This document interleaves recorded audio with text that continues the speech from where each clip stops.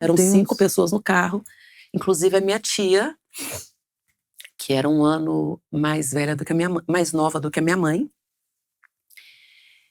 E aí a minha avó, eu tinha 1 ano, meu irmão tinha 3 meses. Meu Deus. Eu tinha 1 ano e 2 meses, meu irmão tinha 3 meses. E a minha avó, com uma filha morta, e meu pai e minha mãe no hospital, que ficaram internados durante 6 meses. Meu Deus do céu.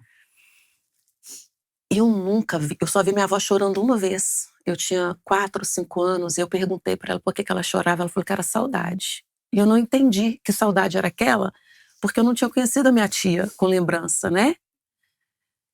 Mas a minha avó cantava, minha avó dançava, minha avó sorria, minha avó era a pessoa mais alegre e cantava. Minha avó era um rouxinol. Sim. Ela cantava às 6 da manhã, varrendo a casa.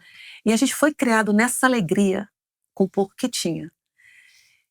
E eu carreguei isso tudo para mim de uma forma tão... Isso me encheu, isso me enche até hoje. Quando eu olho por tudo isso, que abundância... Sabe que um dos maiores medos que eu sempre carreguei foi perder a minha avó. Eu tinha pavor de pensar em perder minha avó. Quando eu pensava em que eu ia perder minha avó, parecia que eu ia perder tudo, que ia esvaziar o pote. E minha avó foi embora no ano passado, em setembro. Ano passado. Com Alzheimer, teve Alzheimer, e ela foi indo embora durante 10 anos. Ela foi indo aos poucos Ela foi se embora. despedindo. Foi. E quando ela foi, eu senti que ela tinha feito tudo. Eu nunca chorei Chorei naquele momento, mas eu não chorei mais de tristeza por ela ter ido. Porque ela deixou tudo. Eu fiquei... E toda vez que eu penso nela, eu fico pensando quão melhor ela está. Olha como eu sou tão ligada a isso. Eu sou tão ligada a essas coisas todas que me aconteceram e me trouxeram para ser a pessoa que eu sou hoje e para olhar para o outro. E aí eu fico vendo, né, essas coisas que me abastecem e que me tornaram tão perceptiva, e eu sempre fui tão perceptiva. E eu até ouso dizer que eu sou boa com pessoas, assim. Eu sou boa para a sensibilidade sobre o que o outro está me falando e aonde aquilo pode chegar. Isso vai me levando, eu não sei te explicar, eu sei que é assim. É interessante porque você está me contando sobre uma estrutura de força, referências femininas fortes e predominantemente nessa avó, um mecanismo também de não transparecer dores, como se ela não fraquejasse, né? E ela estivesse sempre mostrando que está tudo sob controle e tocando o barco. Mas por outro lado, você se coloca num lugar, no seu trabalho principalmente, que você escuta as histórias e você ouve as dores.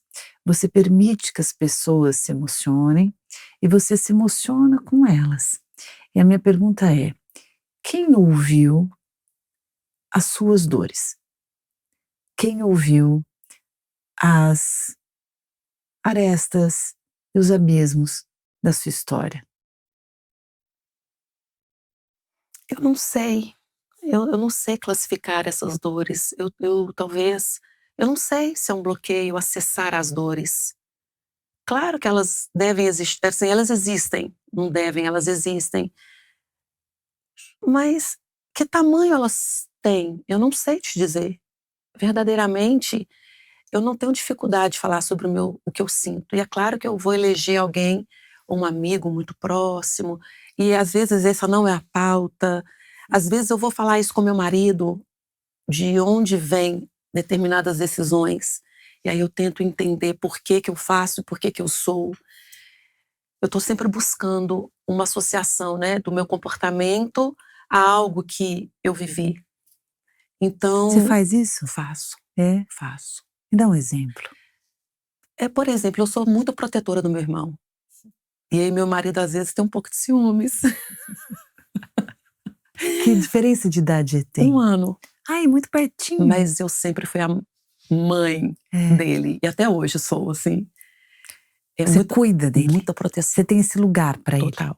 E aí meu marido, por exemplo, eu vou em casa almoçar, ele trabalha comigo hoje, meu irmão, eu vou em casa almoçar e levo uma comida para ele.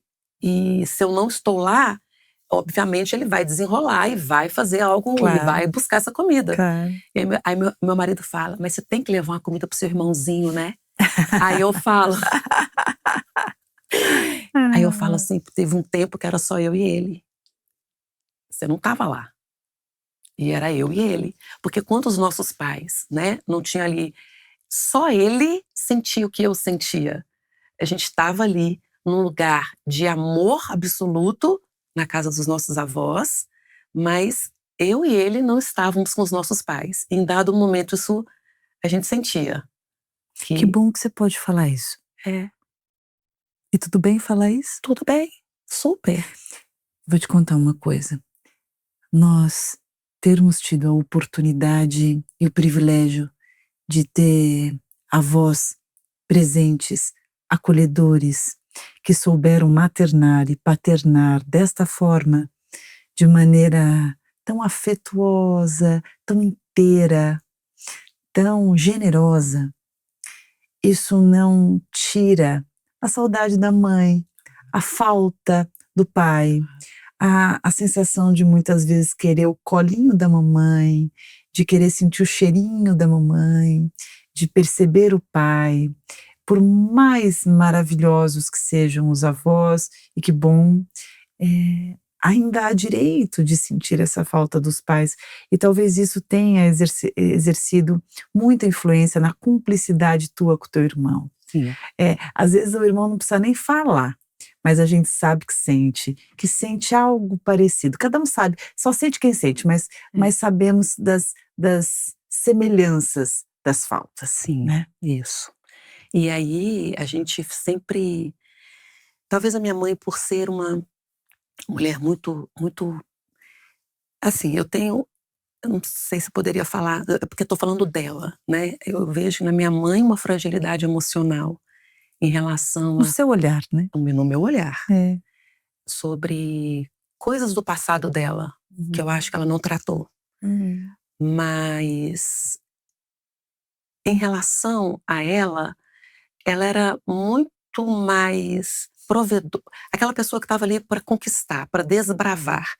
E a parte carinhosa, a que consegue falar, vinha da minha avó. E a minha mãe, aquela que estava ali na luta, uma guerreira, abrindo campo. Fazedora, né? Fazedora. E a minha avó, aquela que colocava no colo. Então, era a minha avó quem fazia a sopa no dia do resfriado. A minha mãe, ela só olhava atentamente e esperava que a gente tomasse a decisão. Então, a minha mãe nunca foi a pessoa que... Ela foi à frente para diminuir uma demanda nossa. Então, por exemplo, eu só fiz faculdade quando eu pude pagar. Não foi ela que me pagou. E ainda que ela fosse a que tivesse mais condições para isso. Então, acho que foi tão duro para ela também não facilitou.